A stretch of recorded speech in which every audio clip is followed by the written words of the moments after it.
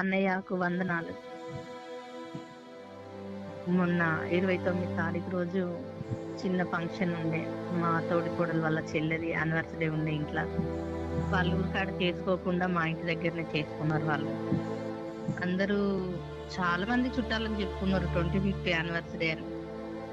బాగా జరిగింది, బాగానే జరిగింది. అందరం కూర్చున్నాం, తిన్నాం, తినేసి అక్కడ ఒక 2 క్షణాలు నిల్చున్నా అంతే. ఇంకా అప్పటికే నా ప్రాణం అంతా ఎట్లా అయిపోతుంది.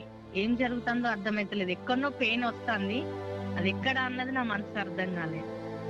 అక్కడ నుంచి ఇంటికి వచ్చేసి మా చెల్లి వచ్చింది. ఆ రోజు వచ్చి కూర్చున్న, అందరూ వచ్చిర్రు, అందరూ ఎవరి పనులలో వాళ్ళు ఉన్నారు. కానీ నాకు చెస్ట్ పెయిన్ వస్తుంది, అర్థమైతుంది. నాకు శ్వాస వస్తలేదు, మొత్తం పెయిన్ అంతా చల్లజింటలు వచ్చేసి నేనేం చేస్తానో నాకు అర్థం కాని పరిస్థితి. నాకు బబ్లు అని పిలిచిన. మా తోడికోడలు వల్ల కొడుకున్నాడు తేజ అని పిలిచి నా స్వరం ఆయనకు వినిపియ రాలేదు. మా చెల్లెళ్ళ ఆడబిట్టుండి తేజ మీ పిన్ని పిలుస్తుంది అని అన్న మూలే వచ్చిండు. ఏంటి పిన్ని ఏమైంది చల్లజంటలు పెట్టిన ఏమైంది అని చెప్పేసి తను వచ్చిన మూలే బబ్లు విలువమని చెప్పేసి చెప్పిన మూలే నా కొడుకు వచ్చిండు. 2 సెకండ్ల నా కొడుకు వచ్చిండు. అమ్మ అమ్మ అమ్మ అమ్మ అని పిలుస్తాను, అని పిలుపు ఒక్కటే వినిపిస్తుంది. కానీ నాకు ఇక నేను కాన్షియస్ లో లేను. నాకు అప్పటికే బాగా చెస్ట్ పెయిన్, అన్ని చల్లజంటలు వచ్చినాయి. నన్ను హడావిడిగా హాస్పిటల్కి వేసుకొని పోతే నా బిడ్డ ఒక పక్క కూర్చుంది, మా చెల్లి ఒక పక్క కూర్చుంది.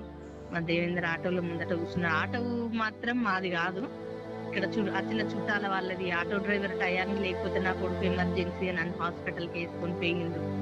దేవిక చెంపల మీదకెళ్ళి కొట్టి, అమ్మ దేవుడు అన్యాయస్తుడు కాదమ్మా, నువ్వు నమ్మిన దేవుడు గొప్ప దేవుడు అమ్మా, మనకు అన్యాయం చేయడమ్మా, అమ్మా అమ్మా అమ్మా అని చెప్తే ఆ స్వరం ఒక్కటే నాకు వినపడుతుంది. ఆమె చెప్పినాక ఒక 15-20 అరగంట టైంలా నిజమే దేవుడు గొప్పోడమ్మా, దేవుడు గొప్పోడు అని చెప్తాను. కానీ నాకు అంతకన్నా ఇంకా వేరే శ్వాస, ఇంకో మాట, నాకు ఇంకా వేరేది ఏది రాలేదు. ఆమె ప్రత్యేకించి దేవా తండ్రి అనని ఆ దేవుణ్ణి స్తుతించి కనపరుచుకుంటూనే ఉన్నది.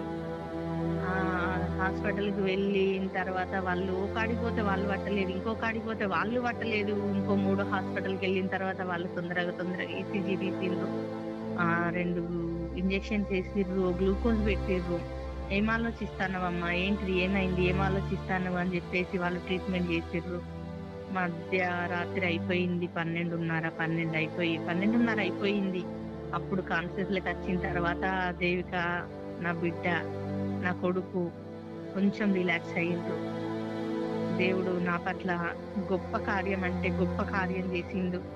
నేను ఈ రోజున బ్రతికున్నా, బాగున్నా, పిల్లల సమక్షంలో, దేవుని సమక్షంలో నేనున్నా అంటే కేవలం ఇది దేవుని కృప. నా పట్ల దేవుడు చూపిన కనికరం. ఇందుని బట్టి దేవునికి వందనాలు, కోట్ల స్తోత్రములు ప్రభా. ఈ చిన్న సాక్ష్యాన్ని దేవా దీవించి ప్రభా. సమయం ఇచ్చిన అన్నయ్యకు వందనాలు, దేవునికి స్తోత్రం. థ్యాంక్ యూ అమ్మా, చాలా చక్కటి సాక్ష్యము. ప్రతిరోజు కూడా తనకు మరొక అందరం కూడా ప్రార్థిస్తున్నాము. ప్రతిరోజు మీరు పెట్టి తల్లి కొరకు, మరి అనేక కుటుంబాల కొరకు, మరి కాన్ఫరెన్స్ లో ఉన్న బిడ్డలందరి కొరకు మనతో ఒక్కసారి సావాసంలో కలిస్తే మనం విడిచిపెట్టకుండా నిత్యము ప్రార్థిస్తున్నాం. కాపాడబడాలని, క్షేమంగా ఉండాలని, ఆరోగ్యంగా ఉండాలని ప్రభు అందరి ప్రార్థన, వారి విశ్వాసం, అందరి విశ్వాసాన్ని దేవుడు చూచి వీళ్ళ పట్ల చేసిన గొప్ప కార్యానికి కృతజ్ఞతలు. సజీవంగా, ఆరోగ్యంగా, మరి నెమ్మదిచ్చి, బ్రతికించి మన మహిమ కొరకు నిలబెట్టిన దేవుడికి కోటాను వందనాలు. వారిని, వారి కుటుంబాన్ని ప్రభు దారులుగా దీవించి ఆశీర్వదించుగాక. మంచి తల్లి, దేవుడు మిమ్మల్ని, మీ కుటుంబాన్ని సమృద్ధిగా దీవించు, మంచి ఆరోగ్యం ఇచ్చింది. Thank you. God bless you.